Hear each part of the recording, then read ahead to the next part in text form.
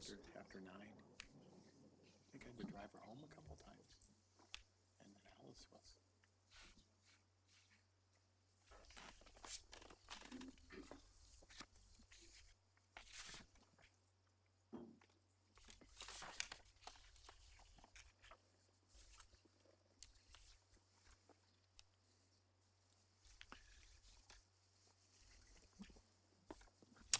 Good afternoon and welcome. Thank you for your patience.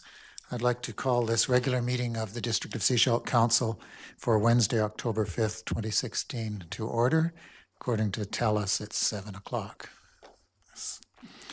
And first item is always the call to order and a reminder of a declaration of any conflict of interest that councillors may have as they are dealing with the material in front of us today. And it's just a reminder that sometimes there are issues that come up that create conflicts or biases that we should let others know about and recuse ourselves. And then we move to the adoption of the agenda and motion to adopt the agenda as circulated. Councillors Seegers and Wright. Any deletions or additions to this agenda tonight? None from staff? None that we're aware of. Then all those in, sorry. Yes, okay. The SCRD report is 11.2. It's on the order paper, but it's verbal, and there was actually a written report handed, so we have a one-page report to go into 11.2. The order paper stays the same, so all those in favor of the agenda as circulated, thank you. Any opposed? And we start then with 3.1, appointments and delegations. And we're pleased tonight to have Nick Heath, and he's going to speak about the Salish Sea Marine Trail. So if you'd like to come forward, press the microphone in front of you, and when it's flashing red, I'll put it on permanently. Okay.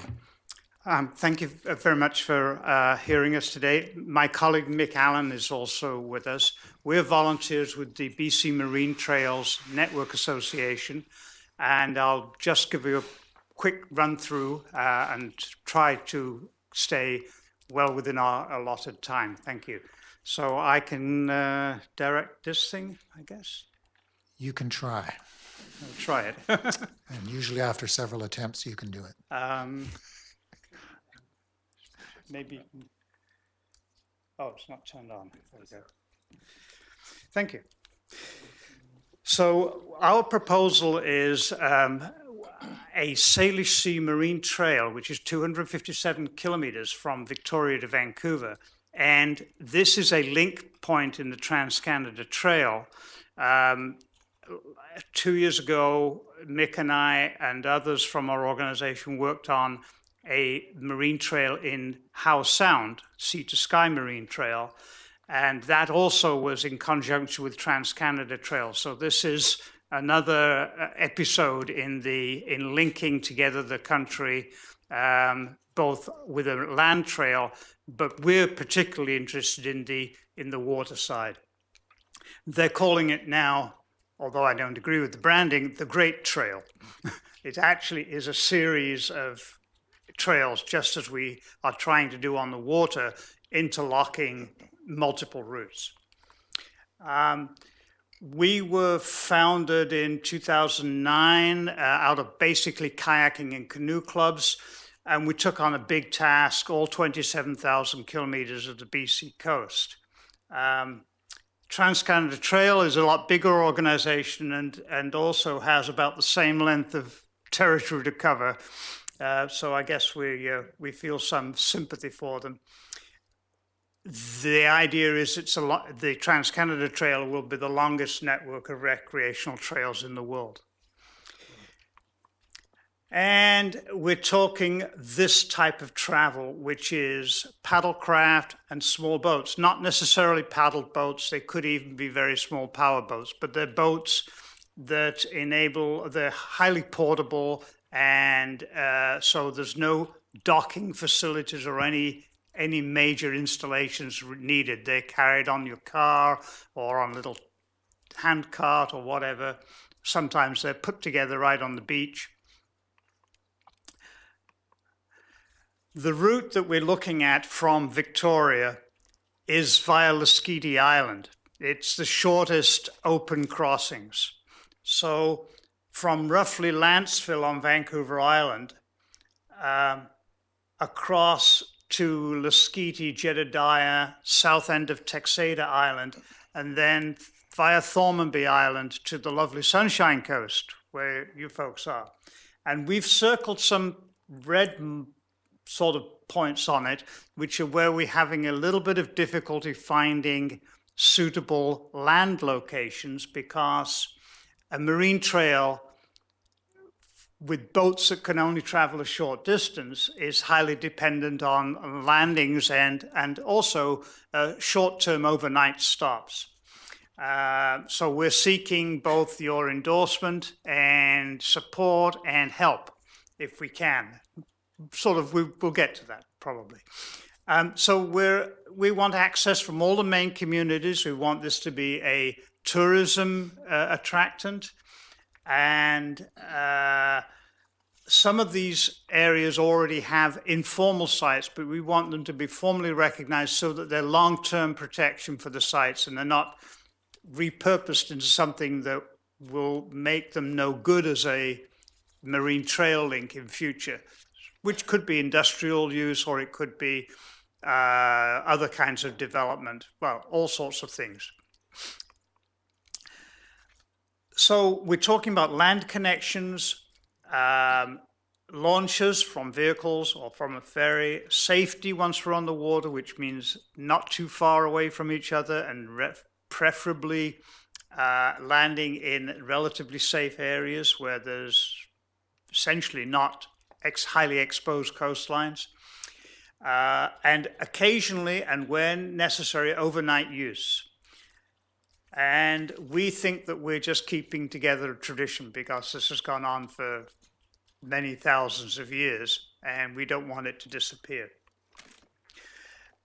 The thing with the Saley Sea Trail is that we want it finished by next July, which is pretty darn short, but doable, we believe. And on the Sunshine Coast, we're looking for hopefully a council resolution or a letter from the council to our organization, which would help us in getting any grants. We may need some money here and there, whether it's for signage or it's for other things, boat transport to support development of a minor development on a site, that type of thing. An evaluation strategy, your ideas and your views on how you could assist, and possibly a little tiny bit of support from your staff. And we've spoken with the member of your parks department, and seem to think that there's strong willingness, with this great commitment in this district to beach access has been absolutely first class. So we're pretty hopeful. Now, launching points within the district of Sechelt are really not a problem. They're adequate and been well taken care of. Sometimes in some areas they're not thought about. Small overnight stops are a problem in this area. Safe landing area we need, even in rough weather. Don't need much in the way of any facilities. We would like it to be boat access only, or walk-in and cycling access only, plus boat access, but it doesn't work well to have vehicle camping in the same vicinity. It's one gets overwhelmed by that type of volume on small sites. And we're not looking for docks, wharfs, or anchorages. We've figured out that, and it's based on, this is recreational paddling, not slavery paddling. So it's 4 hours a day, steady work, in calm conditions, 10 nautical miles. But with all the vagaries of weather and things like that, we would like a site every 5 miles, if it's feasible. This is an example of a kind of letter that we would hope that your council might wish to give us. What we offer is a little bit of promotion of the regional travel, which I know is a very big thing on the Sunshine Coast. Possibly some national exposure due to the Trans-Canada Trail component, and an ability through our website and guidance to paddlers and other users to not visit some areas that are not the best places to go, and to more steer people to the areas where they can sustain use better. So that helps a little bit with conservation, keeping people off places where birds are nesting and that type of thing. We went over this map earlier, and so the main things are overnight site problems, not enough of them in some places, and in some cases we're short on parking that's more than day parking.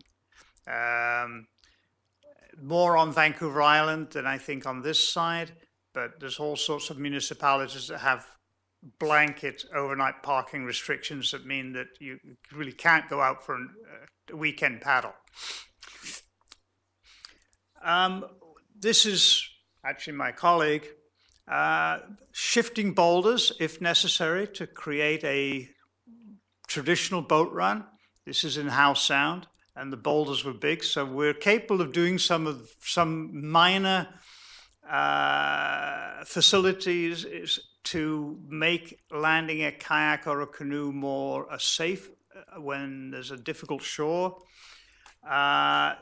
Small access trail, small tent site. This one's still in the Roar. It's pretty rough, but that's in Howe Sound. And that's pretty well my presentation. What we're asking for basically is just a show of support. We're not asking for any money. We would like, if you go into the detailed document, we have outlined each of the sites that you have as beach access, and find that the documentation that the district provides to public is excellent. We would like to suggest, and this may or may not be within your jurisdiction, that the Wilson Creek tiny site opposite the marina, where there is a small bit of Crown land that we believe at one time was designated as a UREP or UREP. Mm-hmm. We would really like to see that redesignated as a provincial recreation site, if that's at all possible. And there may be many considerations. We realize that we've gone through the process a few times with the Section 56 applications through the Forest and Range Practices Act with recreation sites and trails BC, and we're prepared to do that if there's any support at all locally. So good. I think that's our bit. Thank you. Thank you very much. That's a great presentation and a great concept. I'm sure you'll find support around the table, though of course we have no money, which is good you weren't looking for money tonight. Councillors, initial comments, and then I might actually look for a motion to provide a letter of support. Councillor Wright. Well, thank you, Your Worship. I love the concept and support and an endorsement.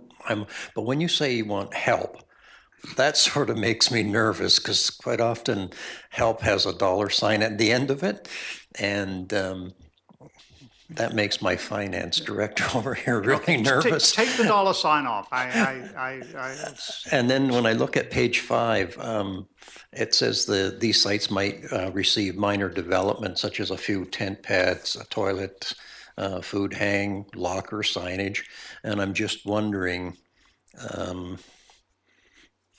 who's going to pay for that?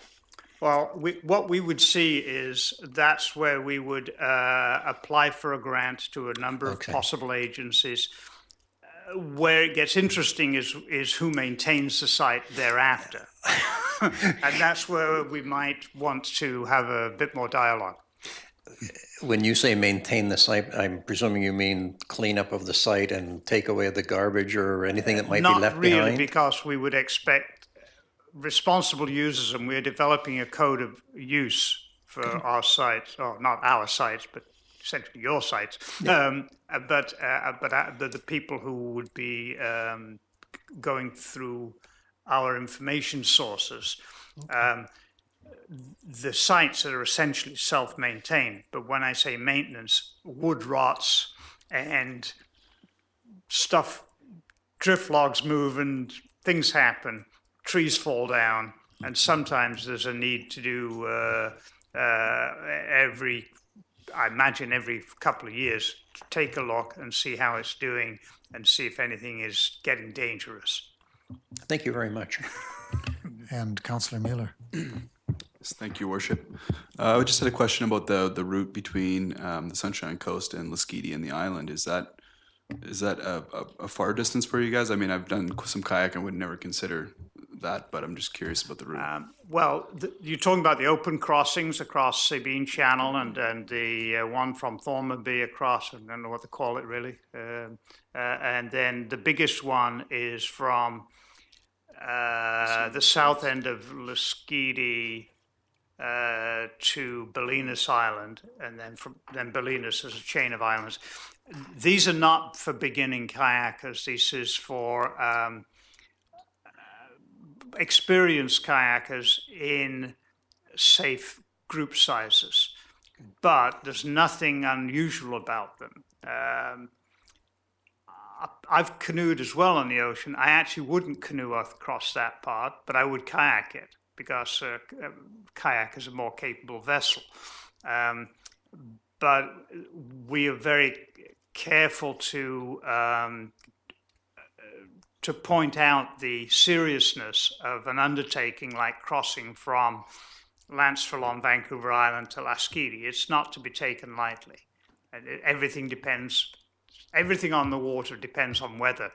So what can be perfectly safe one day is not safe the next day, or even later the same day. So it's a good point.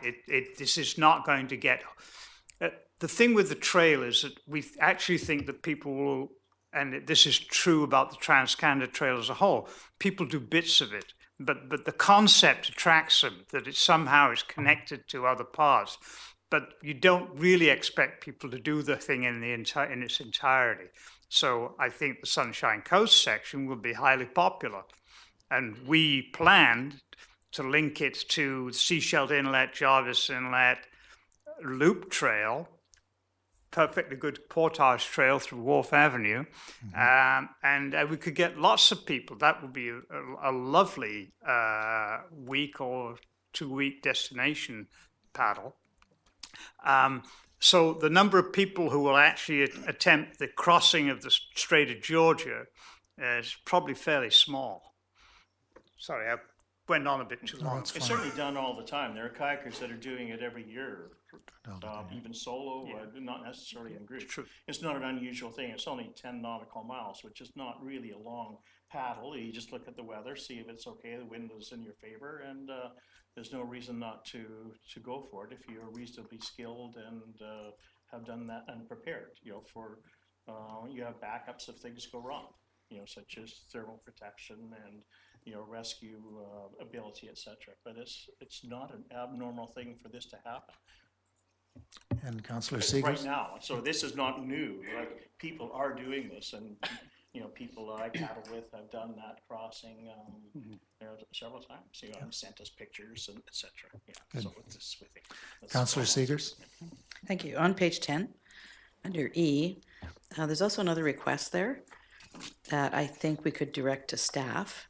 And basically it's that the organization is requesting that they be viewed as a representative for paddlers when related matters arise. So coastal park planning, launch facility upgrades, etc. So that would be something for our staff to make note of. And then the final one that I saw in here was on page 20. 20. This is page 10 and 20 of our, We've of our only got package. 16, 17. Just page 17 on yours. Pardon me? Page 17 on yours. On his. The first one was 7 and this one is 17. Yes, this is 17. So this would be something for our staff as well to keep in mind when we're doing the wharf upgrades in the next couple of years.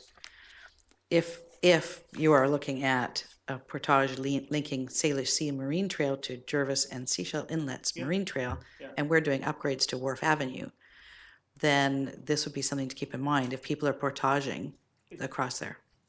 Yeah, I just did the Barron Lake circuits just a short time ago. I mean, just last year. And some of the portages are 2.4 kilometers long, and they're up over, they're hilly. They're very rocky. Carts are breaking all the time. The portage here from the wharf up Wharf Avenue is a cakewalk. It's only 1.6 kilometers, flat, paved sidewalk. I mean, it'd be wonderful, making that portage. And the neat thing about it is, We've got a pub at each end. if we get that portage, and you have some sites up the Sunshine Coast, you got a circuit, like just the same as a brokered if you call the Seashell Circuit, and it means that any bed and breakfast in the whole area of Seashell can be the start and end point of anybody wanting to go around it, because the circle has no beginning or end. You can start anywhere you want and end up anywhere you want. So all of a sudden there's this tourism opportunity, or that just explodes in Seashell. Just making these links and just providing a few little overnight stops that we want. Then all of a sudden these other possibilities explode in this area, and it happens in other places too. But Seashell is neat because you've got the Seashell Inlet, which is just a wonderful place to paddle. It's very sheltered and calm, and then you can change and get the difference of coming in down the outer coast. You've got the island, Texada Island, the Skiddy Island, Jeddah Island, and coming down there. It's this neat wonderland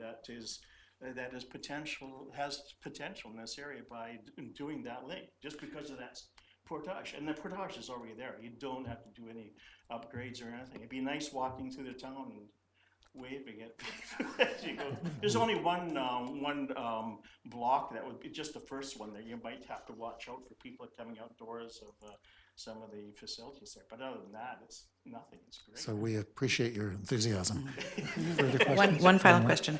Have you made a presentation to the SIB, Seashell Indian Band? And will you be doing that soon? To the what? Seashell Indian Band? No, we haven't done it yet.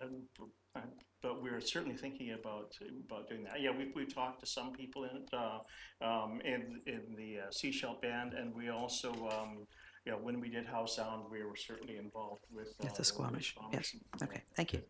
Yeah. No, it's fundamentally important. And Councillor Inkster.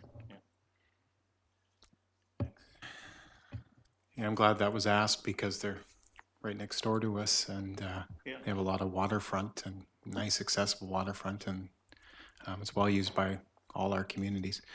I'm looking at our seashore and seeing opportunities, and all I can see, because it's all residential, is Davis Bay Spit. But if you've ever been there, yeah, you should go look. It's a nice opportunity, at least a safe opportunity to pull boats up, although I don't know how well what could be utilized, whether that park's designed for camping, but it isn't. But you could take a look at it. But just because our entire community from north to south is all residential housing, some communities there's breaks and there's parks and/or federal land along, but we don't seem to have a lot of that. You ever thought on your beach accesses in order to make sure that your maintenance costs are borne by those that use it, to have a sign that says, please help us maintain this marine site? A little sign that says that, please help us maintain this marine site. I mean, it might be a way to keep your sites maintained and not donations, as Councillor Lutz suggested, but also just to keep it clear of debris and things like that. Signage? No, Just a little sign. Yes. Well, Yeah, a little sign that says, please help us maintain this marine site. Also, like what Nick was saying before, we're also developing what we would call a code of conduct for users, and we would subscribe to what's called low trace principles, leave no trace, and so that's part of what we subscribe to. We expect our users, and it's certainly promoted on our site, which is a massive interactive site. Promote to users for them to use leave no trace principles, and we certainly would expect to we ask for reports back on the sites, so that if there are problems with sites, we have the ability, because we have a map that shows all kinds of information, photographs, and specific locations about each site. We have the possibility of just shutting it right down. We're just saying, okay, we're not going to show this site right now because there are problems right now, and this is part of what our future management of what the type of information that we'll put out on sites will entail. But primarily, we hope that doesn't happen. Primarily, we expect our paddlers are pretty respectful people, and small boat owners are pretty respectful people because they put a certain amount of time in with their boats and getting their equipment, and there's a lot of work getting the stuff up and getting it down. You don't want to wreck your place that you go to, typically, and most of us bring garbage bags when we go, so that, because everybody's not perfect, and so we load it up with cans or whatever that shows up at various sites. It's a typical thing to do, especially as you go through your own food. You've got space in your kayak, and you fill it up with stuff at other, where you pick up. Okay, Anyway, I don't know if that's too much. And Councillor Lutz, Mike's dead. Yeah. And you won't get to speak tonight. Stop me. Your enthusiasm is contagious. Oh, I think it's a great idea. I have one question, which I'm sure is something you deal with all the time. What is the risk to the district of the users?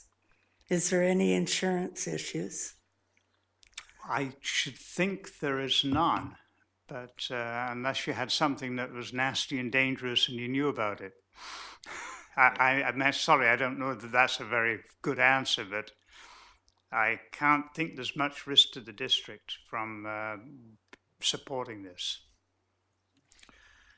Okay, I appreciated your presentation and the presentation I saw at the SCRD for Howe Sound, which I think worked well. And I will look now for a motion from Council, one, to develop a letter of support, and second, to direct appropriate interaction with staff on some of this following up. So is Councillor Inkster moving? Councillor Lutz. Any further discussion? All those in favor? That's carried, and you clearly have our support. Just in closing, I know that I happen to know somebody who spent a great deal of time keeping that spot on Wilson Creek, the former Crown land that used to be Europe, open and accessible to the public. So I think I didn't hear that last part.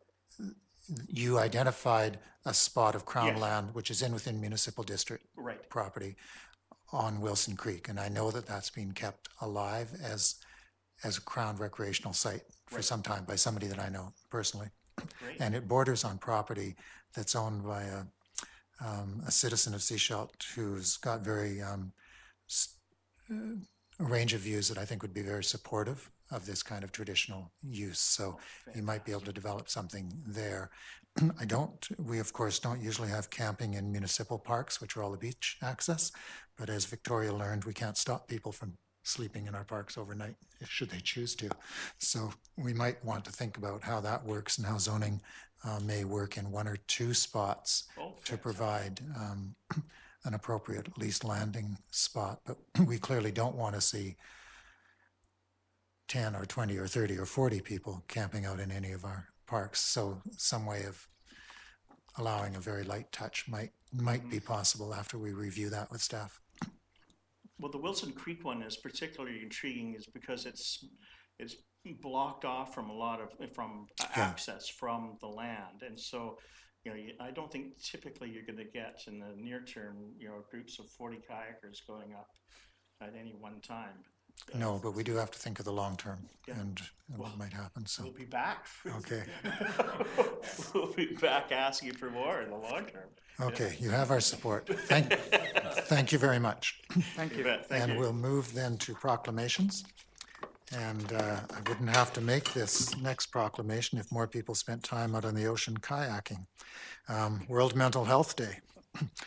And whereas the Amanda Todd Legacy Society's Light Up Purple campaign creates awareness regarding the effects of bullying on a person's mental health, and whereas awareness relating the impacts of bullying is a worldwide concern that continues, and there is a growing need to provide more information on mental health and wellness, and whereas people of all ages, races, and walks of life can suffer from the effects of bullying and the distresses which can result, now therefore I, Bruce Milne, do hereby proclaim that October 10th, 2016 shall be known as World Mental Health Day in the district of Sechelt.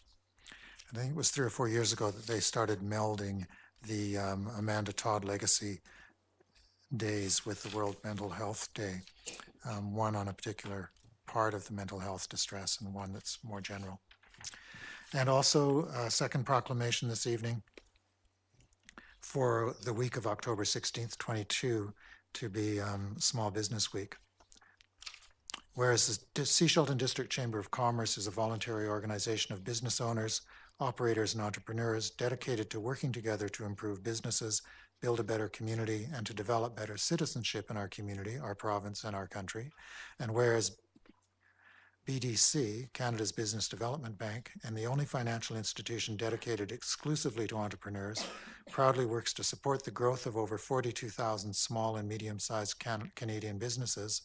And whereas the Business Development Bank of Canada established Small Business Week in our country in 1979 to help fulfill its mission of developing strong Canadian businesses, therefore I, Bruce Milne, proclaim civic support for Small Business Week in the district of Sechelt, October 16th to the 22nd, 2016, and call on citizens to lend their active interest, support, and cooperation in making this observance successful in every way.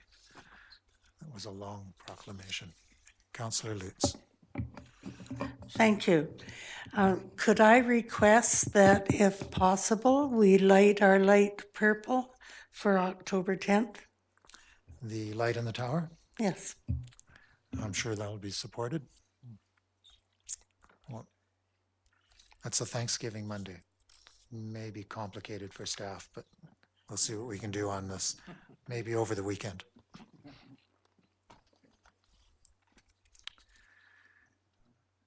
And moving to item 5, adoption of minutes from previous council meetings. We'll start with item 5.1, which is the minutes of the 11 a.m. special council meeting of September 21st. Motion to receive and adopt, Councillor Seegers and Wright. All those in favor? Thank you. It's one page. And minutes of the 4 p.m. regular council meeting of September 21st. Motion to adopt and receive, Councillor Wright and Councillor Shanks. All those in favor? And that's carried. Those were all simply open meetings going into closed meeting sessions, so they're straightforward. And minutes of our 7 o'clock regular council meeting of September 21st, 2016, page 27. A motion to receive and adopt, Councillor Seegers and Wright. Any errors or omissions in those minutes?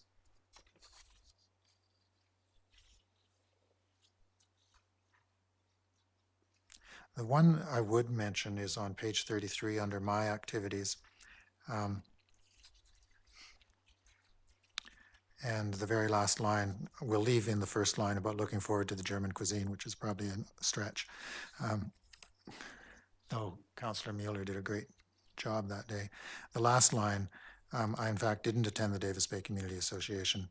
It might be better just to say he could not attend the Davis Bay Community Association picnic as it was canceled due to poor weather.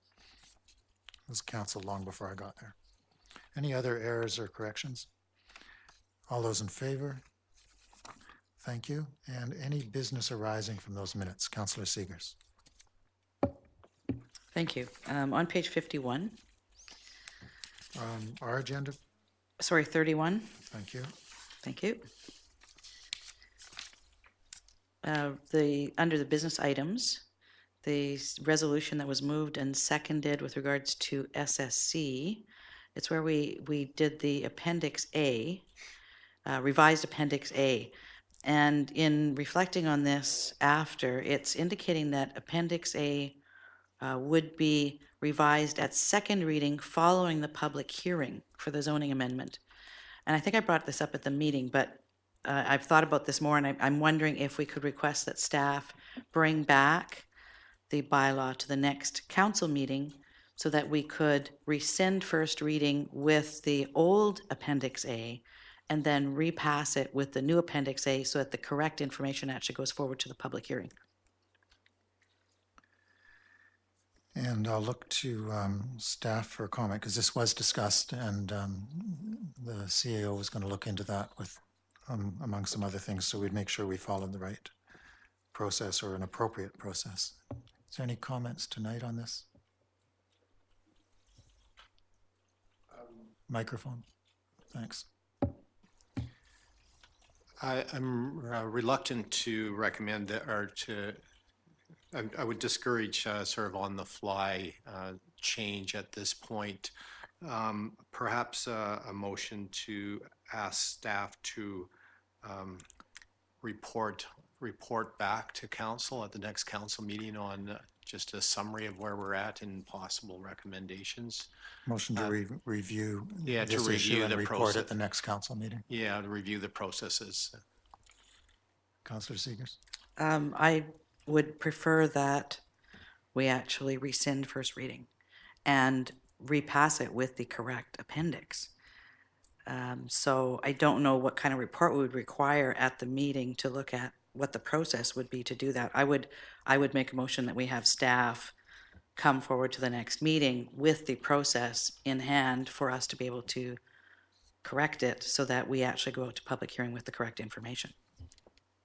I think we all want the most up-to-date information at the public hearing, and that was discussed at the time.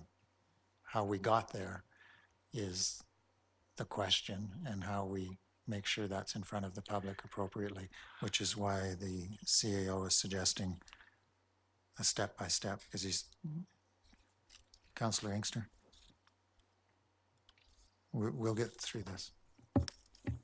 Yeah, I'm okay with the, the motion that, and the approach that Councillor Seeker is proposing could come after that report.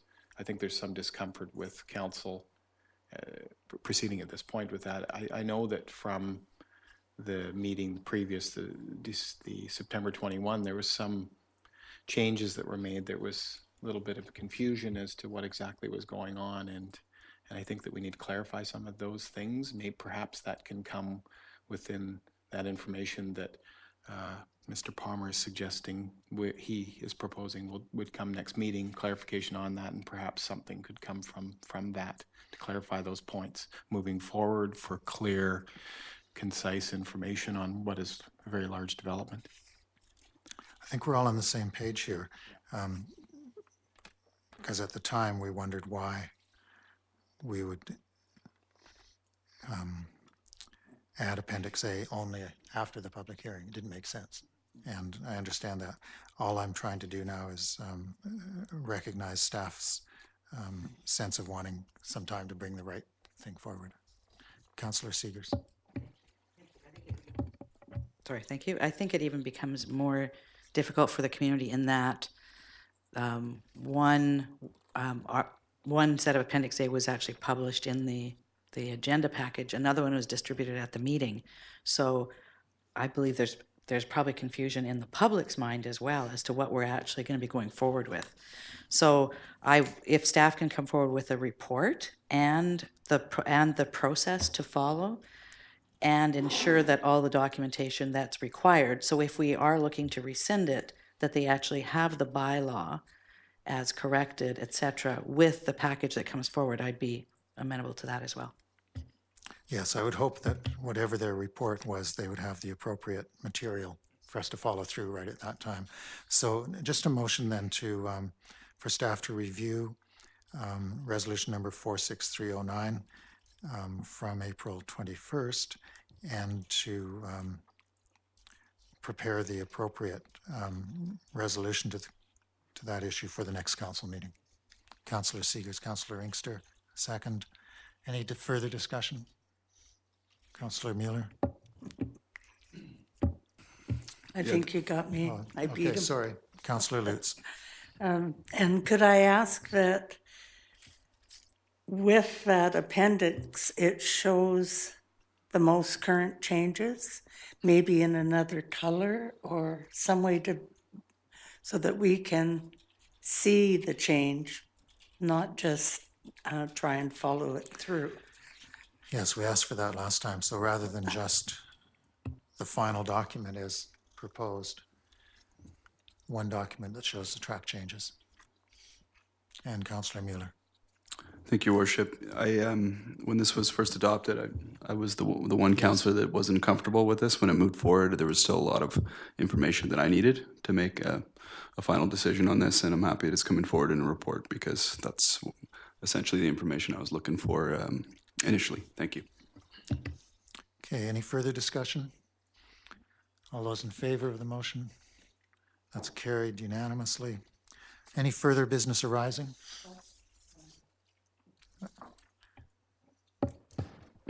Your Worship, just as a point of clarification, is council just looking for a summary report, or are you also looking for analysis of what's being proposed? We had quite a bit of change in stuff. The original first reading predates some of the staff. Would you like to have some new analysis and some new information? No, I don't think we need any more analysis. I suspect we need a document that shows the changes.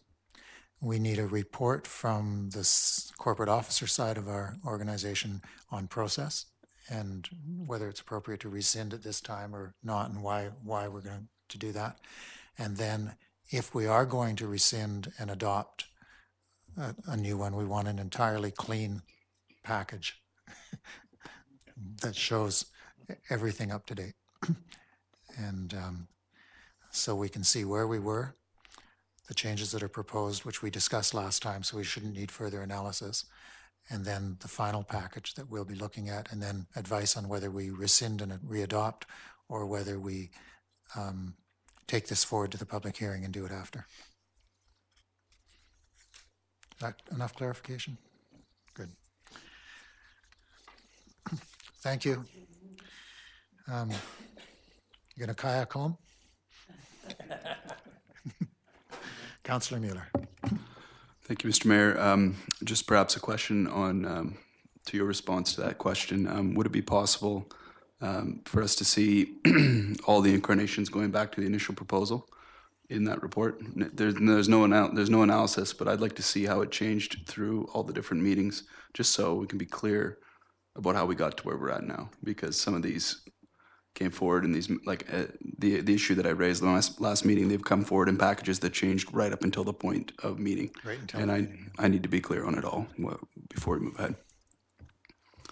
Do you need to see a document that shows the initial document and then all of the accumulated changes, or do you need each step? Step 1 to step 2 to, I think there's 4 levels of change in there. And we could do one that showed where we started, all of the accumulated changes in the final. I don't think I need the advisory planning or the accessibility advisory minutes, but I think all of the ones that were on either a planning or regular council agenda, I'd like to see condensed. All other versions of Appendix A. Yes. Yeah, but what I'm asking is, do you need to see one document of where we started, another document that tracks the 3 or 4 months of changes, and then the final, or do you want to see the individual iterations with, say, 4 changes 1 week, and then 2 months later another couple of changes? That's all I'm trying to figure out. So perhaps we could hear from staff as to how much work they feel that would take. I'm thinking that there's probably at least 10 agendas that would have to be collected, but there's no analysis attached to that. It's just simply our administration staff collecting the agendas and attaching them to the next one. I'm also concerned that if council got this much paper in front of them with 10 versions of a document, we'd be lost before we got to the other end. Well, that's fair enough. I mean, I'm prepared to do the work on my own as well. So if it's not going to be in an agenda, I'm prepared to do that as well. We need to have it available in a file, and then one document that shows the master changes, all of the changes, so we can, staff's gonna have to do all the individual ones anyways. So if that file can be kept for background. Yeah, they have to have it somewhere. Councillor Mueller? No, thank you. Okay.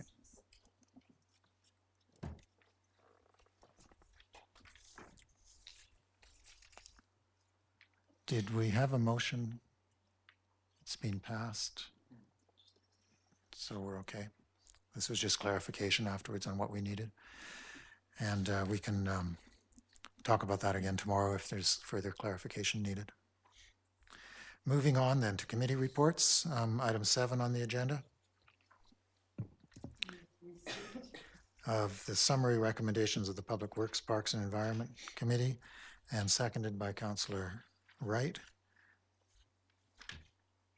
Any errors or omissions in those summaries?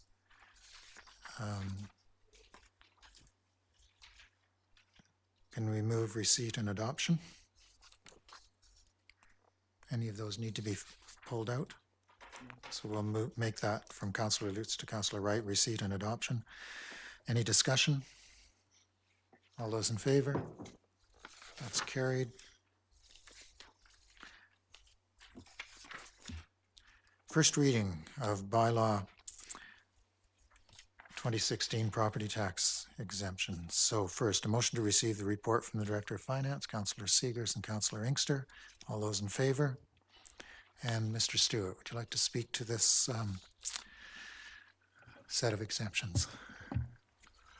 Thank you, Your Worship. So, yeah, this report is to introduce the 2017 property tax exemption bylaw for Council's consideration. Section 224 of the Community Charter identifies specific circumstances where Council, at its discretion, can exempt full or partial property taxes. We also have a policy, Council Policy 2.8.1, that actually identifies which situations Council would be prepared to accept. This bylaw, all the properties on this bylaw are the same ones that received exemptions last year. There's no changes from last year to this year. And finally, there's no financial plan impact as we don't budget for these exemptions, so continuing the exemption won't have an impact on the financial plan, but the total exemption for your information is $203,863. That's the municipal tax only portion.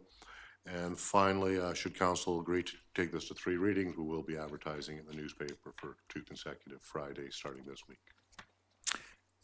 And just to remind me, does our property tax exemption only exempt the municipal portion? No, it exempts it. The entire amount. Our decision exempts the school board, hospital board. Actually, no. No, it exempts it from for municipal purposes only, and the school board and the districts actually are under hospital purposes, and so it doesn't exempt them from that necessarily. So do they then pass a parallel bylaw, or I guess the province, or do they, these properties have to pay school board taxes?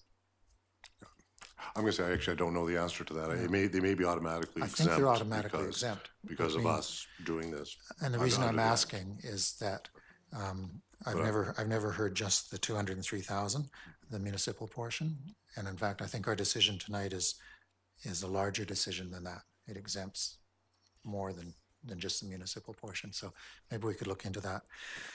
Do I have somebody to move the recommendations 2, 3, and 4? Councillor Mueller, Councillor Shanks, any discussion? All those in favor? So then we'll move to the bylaw itself. And one thing I would like, actually, it's a good report in terms of the different types of organizations, not-for-profit, public worship, recreational, etc. I was wondering at the time if we could pull out all of those that were directly related to social housing. Some you would be able to identify, some you might need some advice because the community services ones may not be easily identified. But I would like to know what our existing contribution to social housing through this mechanism is, just for future discussion and use. And I think it's going to be about $75,000. So first reading of 2017, Councillor Seegers, sorry. Thank you. Thank you. I have a couple of questions on the report. Yes. On page 39, you indicate under community services that one of the applicants has indicated a portion of the property is leased to another enterprise. Then under recreational facilities, the last sentence says one of the applicants has indicated that 2 of its buildings are leased to other enterprises. So I'm wondering, in the exemptions that we're putting forward, are those taken into account in the numbers that are indicated? Your worship, on the community services one, yes, they are.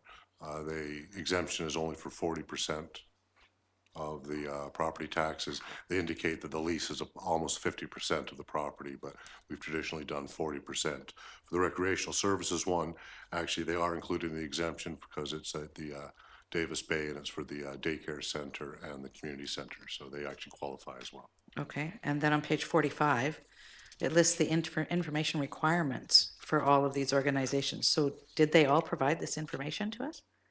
Yes, they did, your worship. Okay, perfect. I think those were all the questions I had. Yes, thank you.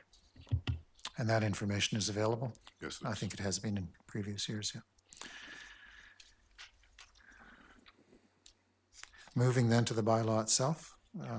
Sorry, Councillor Mueller, thank you for. Thank you, Worship. I just wanted to provide a comment on what you had wanted to pull out of here. I had the great fortune to attend a UBCM affordable housing, and Councilor Mike Shanks was there. We in that particular session, they really highlighted the role of permissive tax exemptions and the way that they can be leveraged. And I see here a large portion of the social housing in Seashelt follows that model. So I'm happy to see it and happy to highlight it.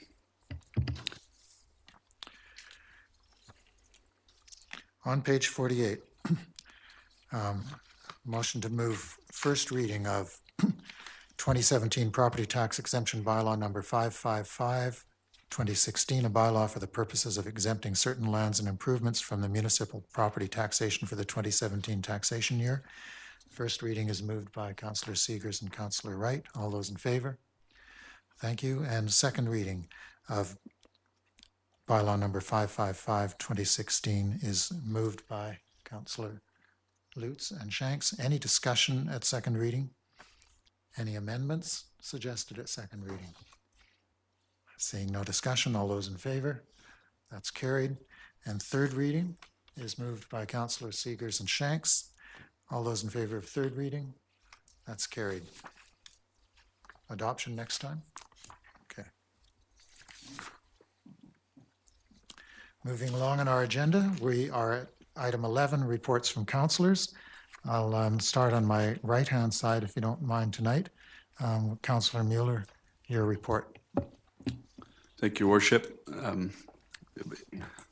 Sometimes I make comments as to how busy we've been. Sometimes it's about the day. This past week or a fortnight probably is the toughest time I've had on council, but it's also been exhilarating. It's been great. My week really got off to a hectic start with Oktoberfest, which some of you may have been to in Seashelt. I think it was a great overall experience just to see how one of those volunteer-based events really gets going, and I think a lot of people had a good time. I think we'll probably see a little bit different iteration. I know I learned a lot for next year. The very next day, most of us headed to UBCM. It was very much overall a positive experience. I got to get to the mic many times and also hear a lot from our colleagues. Some of the highlights for me were the Forestry Forum and the affordable housing session, which I mentioned. Those are things that, issues that we've been dealing with. And I really actually did come out with some solutions, I think, hopefully on that one, or at least a better frame of understanding.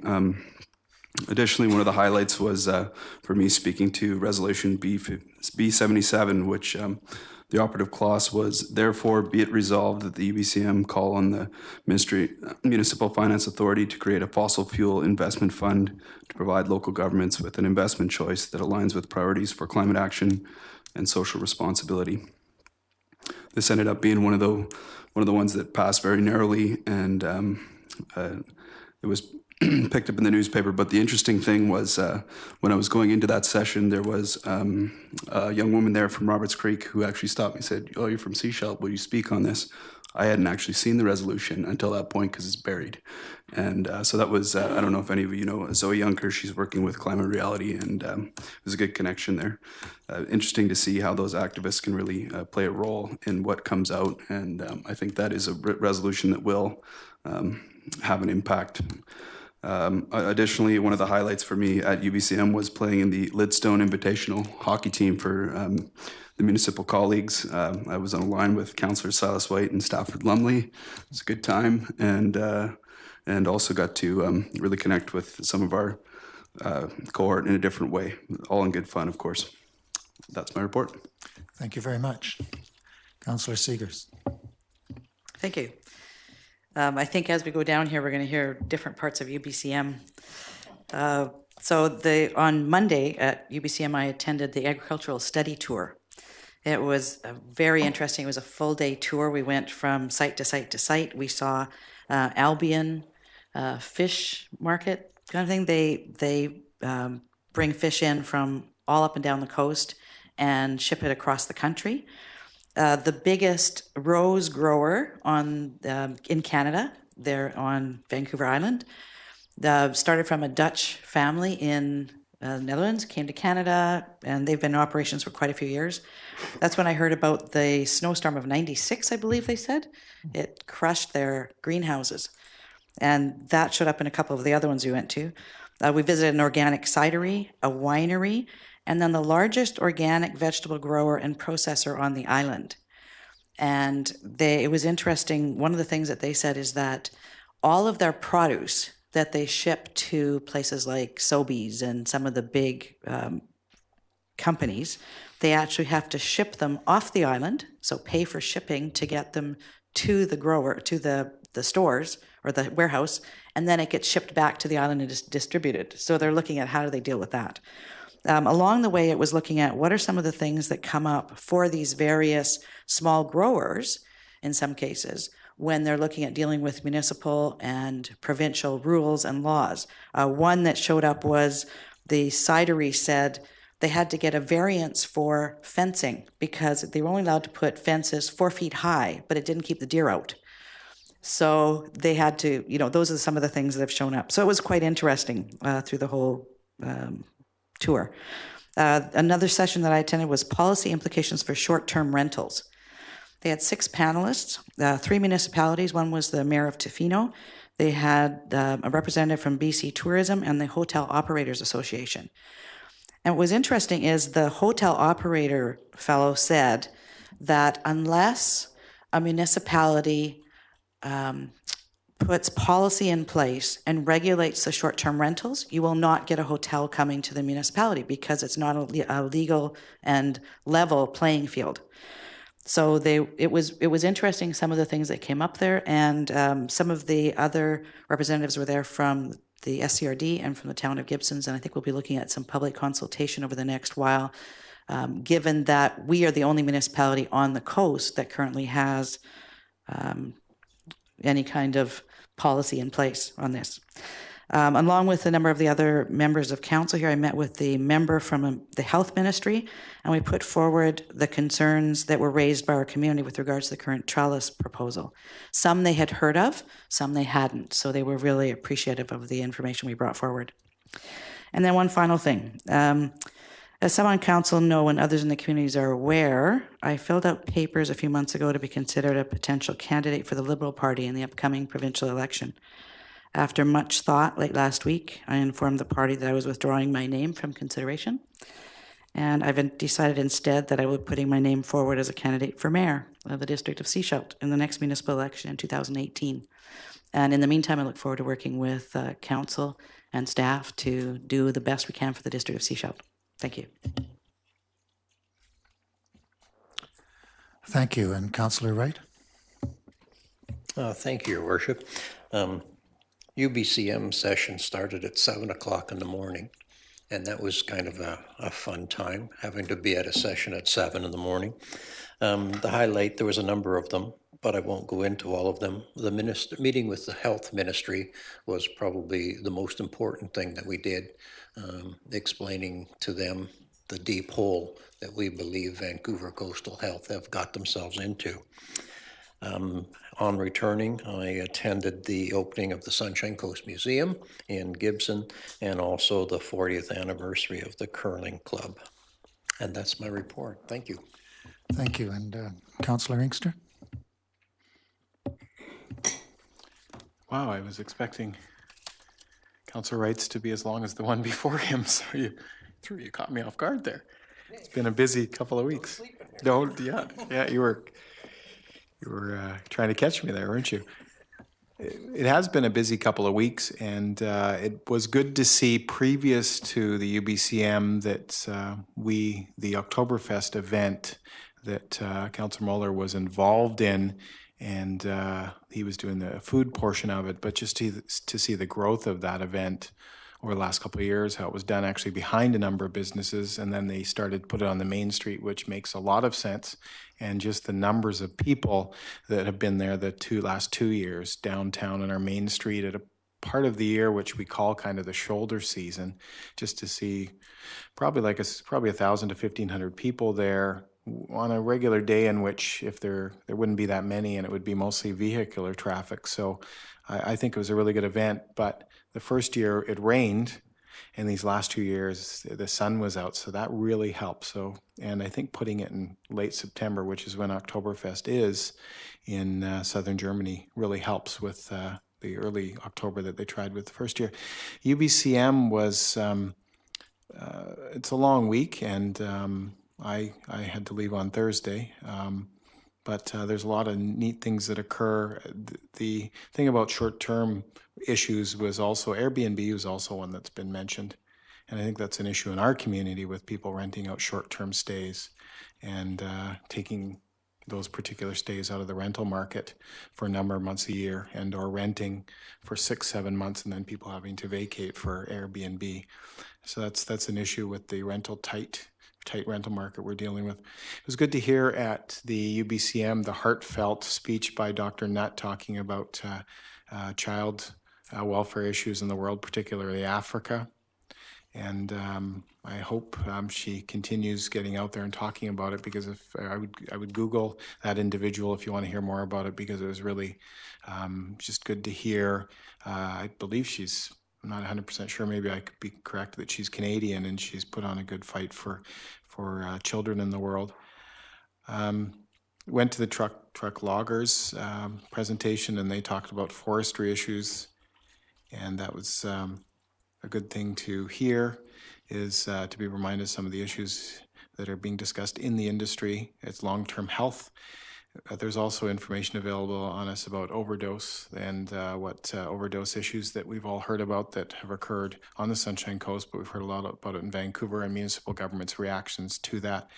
And I just wanted to end by mentioning that I was asked to go speak to Elder College on local government issues Monday morning from 10 till 12 at the Arts Center.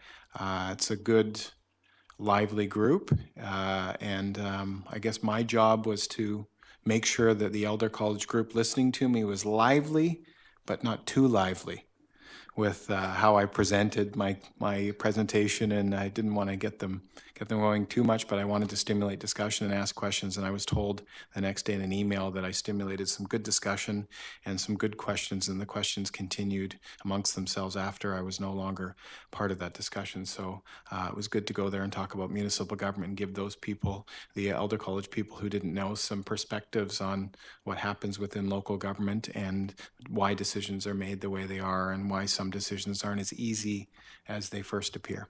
Thank you. Thank you very much, Councillor Inkster. And Councillor Shanks. And My fault. it's okay. I'd just like to commend Councillor Muller as a newly elected councillor this term around for jumping in with both feet and getting involved with the Oktoberfest. That's where I've always come from in terms of being a participant in many of these activities as a liaison person or whatever. Secondly, the UBCM was really an eye-opener for myself in that I was so pleased to see so many young delegates there with new opinions on the various resolutions that were coming forward. It was somewhat inspirational to see that there are people that are going to replace people like myself that have some really solid, good ideas. Thirdly, it gave us the opportunity to hear from the Premier, the leader of the NDP party, and the leader of the Green Party in terms of their different perspectives. And with the election coming up next year, it was just sort of a stepping stone to being aware of the different perspectives of those various parties. As has been mentioned previously, probably one of the best sessions I attended, along with some other members of council, was the economic/affordable housing seminar, where we have people like the mayor of New Westminster, quite a young person, coming up with all sorts of ideas that their municipality did in terms of making affordable housing more available.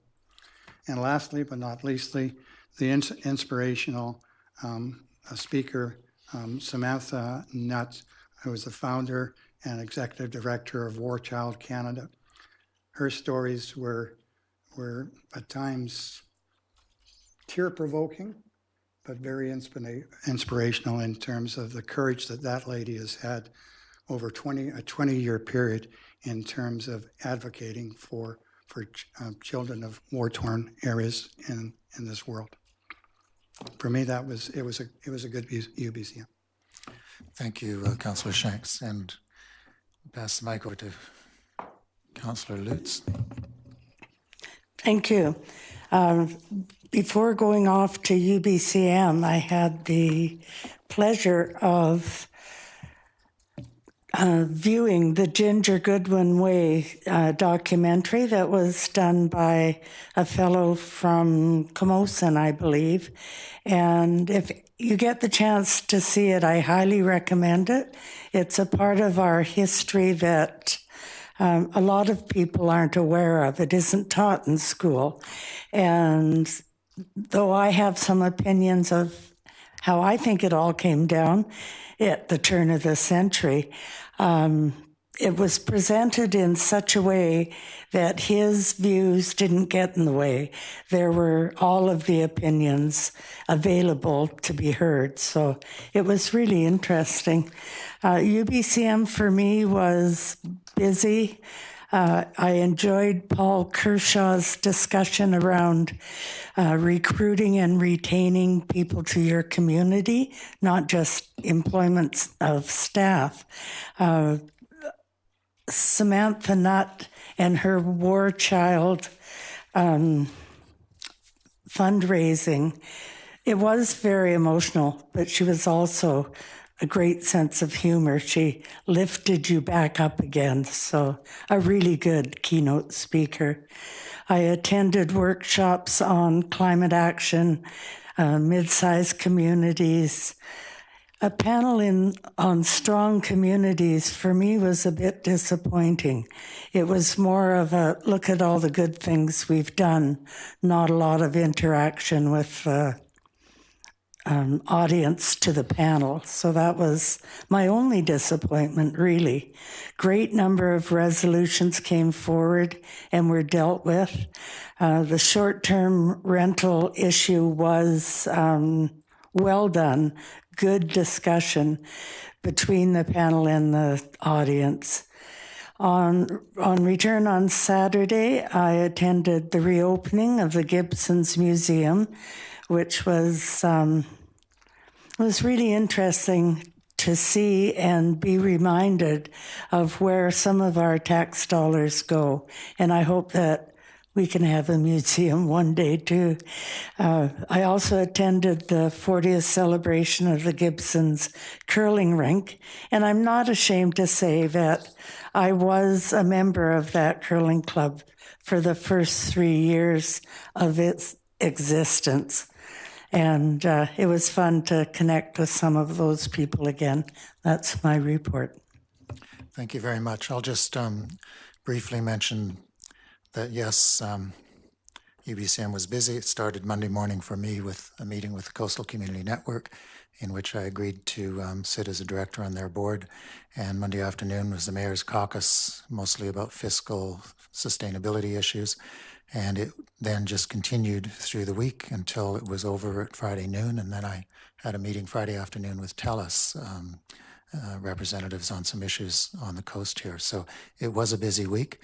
One of the highlights for me was the opportunity to connect with the Chinese consulate, and attended that event with Councillor Mueller. And it's always good to go with a strong wingman. He knows exactly how to work a room. He knew what I wanted to do, so directly over, found the consulate person we needed, made the introductions, passed the business cards, and I was pleased with that kind of support. I generally stand around receptions wondering where the next person might be, but we were very productive that evening, I think. So it's a week for me that is spent primarily in relationship and networking, and everyone does UBCM a little bit differently, but I think it was quite effective. I'm glad people mentioned the Samantha Nutt keynote speaker. It inspired you to remember why we try and make the world a better place, and that the efforts that so many people do are so much greater than our own in those efforts. Councillor Wright and Councillor Inkster attended the Truck Loggers Association dinner with me, which was an opportunity to raise some issues with the minister, in our case primarily around social confidence on forestry and the issues of Elphinstone. So those were some of the highlights of a very, very busy week. Moving on then to 11.2, it's the SCRD Board Council Representative Report, and we have both a written and a verbal. Anything you'd like to draw our attention to, Councillor Seegers? Thank you. In the first, well, there's a number of things. I tried to keep it as short as possible. Because it was the last meeting before UBCM, everything kind of came forward. Some of these are items for our staff as well. So they looked at the progress of the 2016 budget, and they indicated that the RFP for organics management strategy will be was closed on September 6th. Given that we're still in a pilot project, potentially our staff could connect with them, and I believe that dialogue is going on already. With regards to universal water metering phase 3 for the District of Sechelt, it was to they were to start doing community engagement and outreach this year. That's been pushed back to next year, given that phase 2 is going to be going over into the beginning of next year. And then after, I think the number of people on this council have probably worked on this next one over the various years. Joint use agreement between the SCRD and School District number 46. Been a long time coming. And I know that, as I said, a number of us have sat on that committee. So it's great to see an agreement actually come forward. Pre-budget meetings will commence on December 1st. I know there's been questions about the Gibsons and District Aquatic Center. Staff brought back a proposal for going out to RFP for a budget amount of $300,000, which is what the initial budget was for. It will be a smaller hot tub, 6 people, I believe, rather than 9, but at least it will be something that the health department can actually sign off on. Area A is looking at whether or not their community would go along with establishing a library function. So an alternative approval process will be put forward in the beginning of next year. Sunshine Coast Search and Rescue Association is looking to expand their building and footprint on the SCRD office property. There, if you go up to the SCRD building, there's a building to the left and kind of the front of that site, and that is the Sunshine Coast Search and Rescue Association. They have had some theft of equipment there, so they're looking at making the building bigger and actually also putting a fence around it to maintain the integrity of their equipment. Then the SCRD will be celebrating 50 years. I forgot to put in here next year. So staff's going to be tasked with setting up a special 50th anniversary committee. And the final one, it's interesting to go into the report and look at the grants that they've received to date or have applied for. They received notification 2 have been approved, 12 more are in progress and have either, are in process of being submitted, or they haven't heard back yet, and they have highlighted 3 other upcoming opportunities. So it's nice to see them going out and getting this additional money, because that makes less that has to come from our taxpayers' pockets. That's my report. Thank you very much for that report, and lots going on at the SCRD. Moving us then to item 12, 12.1, the council correspondence. First, a motion to receive. Councillor Seegers, Councillor Inkster, all those in favor. And there's a number of these that need to be dealt with in some way or another, so perhaps just go through them relatively slowly between 1 to 3. And the page numbers, of course, in the correspondence package are not quite the same as the page numbers on our reports. One that we do have to deal with is the letter that packages all of the comments on the proposed Silverstone Care Center. And I know that they were submitted to the District of Sechelt, so they'd be part of a public record, but in fact they're intended for Trellis. So I think we need to a motion or to direct staff to refer those comment sheets over to Trellis. Councillor Seegers moved, Councillor Inkster, all those in favor. So those can be both part of a public record and make sure that Trellis has the opportunity to review them. And on that, I would say as well, we're in early discussions of potentially inviting Mary McDougall from Trellis to appear at a committee of the whole meeting on the District of Sechelt, which would be an opportunity for a broader discussion. As you know, the committee of the whole meetings are places for issues of important community interest, but they're not actually decision making. So it's perhaps the right place for that. Are there any other correspondence that we need to pull out? Councillor Seegers. Thank you. Through you to staff, just a question with regards to the letters in here on the RTC development. Given where we are in that process, would these be part of the official record?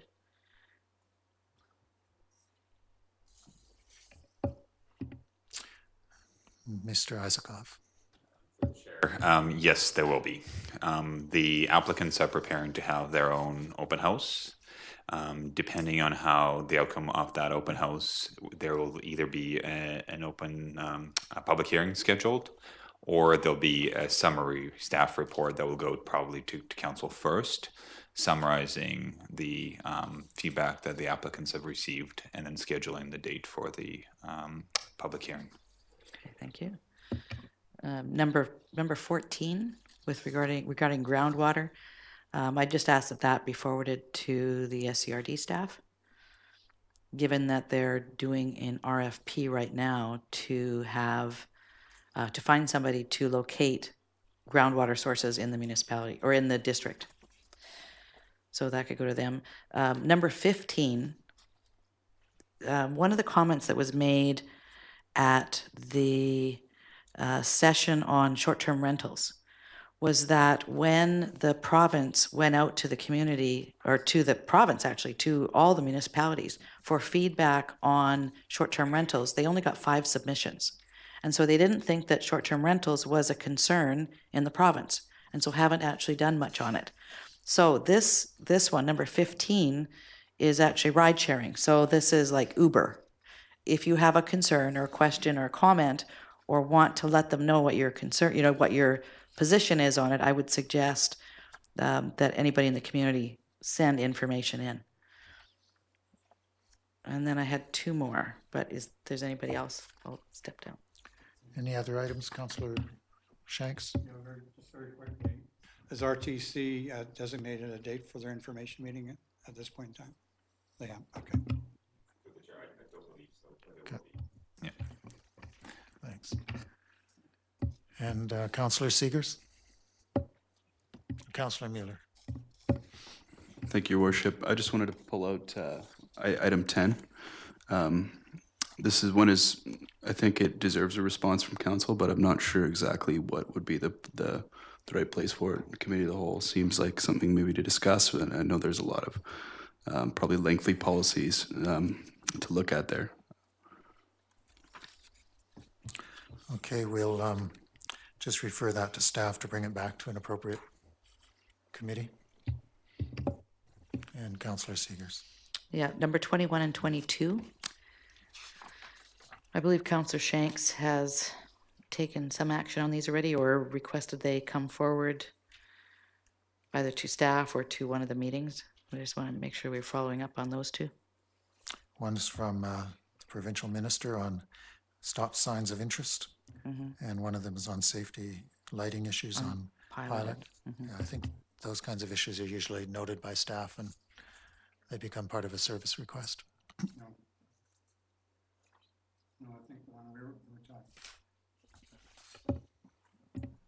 I think the signage issue that I was being involved with was the one on Trail Avenue, where we're expecting a report back from staff in terms of how we're going to address that. Yeah. Okay, so if people want to provide input to Todd Stone, then let staff know of particular points of interest. Anything else on the correspondence?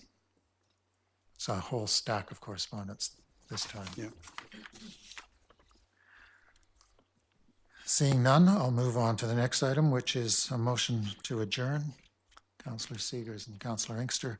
And before we formally take the vote to adjourn, I just want to note that this is the last council meeting that Rick Jesperson will be following on behalf of the local. And I wanted to thank you for your 2+ years of work on local government and local politics. As far as I recall, you came into this scene a little bit before the 2014 election in order to provide some support, and then you were encouraged to stay on and see what happened after that. And we have a lot of, as Christine knows, a lot of different people go through those chairs beside you, but you were one of the good ones. So thank you thank you very much. Sounds like a good chair. Any questions from the media? Councillor Seegers? Oh, vote on adjournment. All those in favor of adjournment? Yes, now we're adjourned. Questions from the public or from the press? And I resisted the attempt to give Rick some special reportable news, but you got some from another source, so that's good. Okay. Yes, Wendy.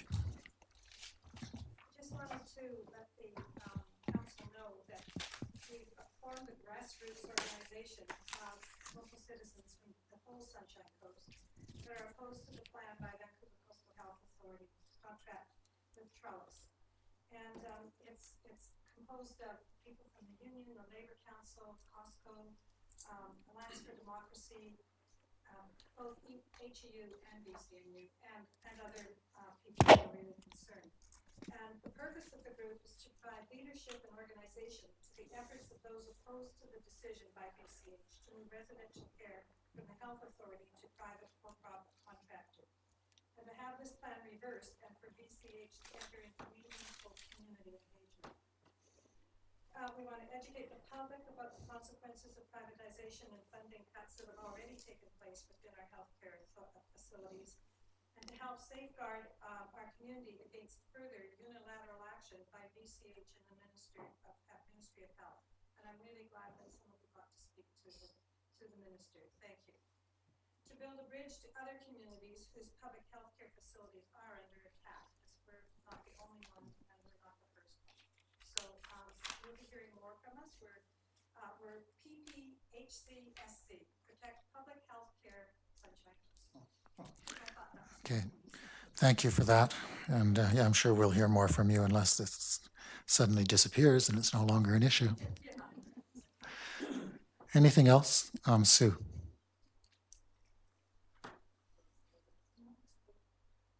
mentioned that there was an opportunity through Committee of the Whole to, we were going to...